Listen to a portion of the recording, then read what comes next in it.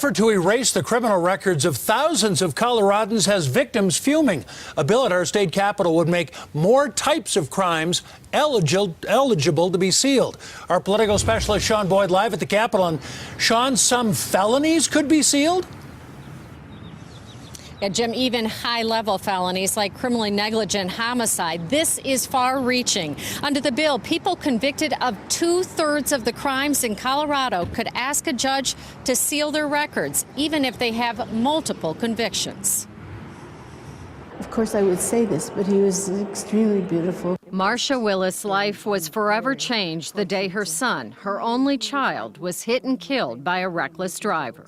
That hit him at 90 miles an hour, and basically his truck fell apart and landed about a football field away. He was gone. Now, under a bill at the state capitol, she says it would be as if it never happened. Representatives Mike Weissman and Matt Soper, sponsors of the bill, that would allow people convicted of everything from manslaughter to vehicular homicide, arson, burglary, Medicaid fraud, identity theft, false imprisonment, and dozens of other crimes to seal their records within 3 to 5 years of completing their sentence.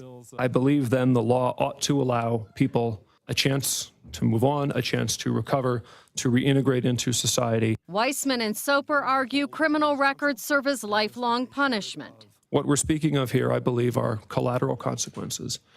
And we know that the shadow can be quite long. In some cases, it can be nearly lifelong. But victims' rights groups say employers, especially those who work with children, people with disabilities, or at-risk adults, have a right to know about a person's criminal past. Willis says the bill doesn't just erase crimes, but accountability. If you could make my son come back after 5 years, then I say, let's go for it, right? Let's do it. But no, you're going to say it didn't happen for this person, while it did happen for me for the rest of my life, and that it did happen for him for the rest of his. And how is that helpful to the person who did it? Now, typically, lawmakers sit down with those impacted by a bill before introducing it, but 3 victims' rights groups testified today that no one talked to them about this legislation. The bill was heard in the House Judiciary Committee. The bill sponsors, in the end, asked that a vote be delayed while they consider amendments by those groups. We'll keep an eye on this. Live at the Capitol, Sean Boyd covering Colorado First. Thank you, Sean.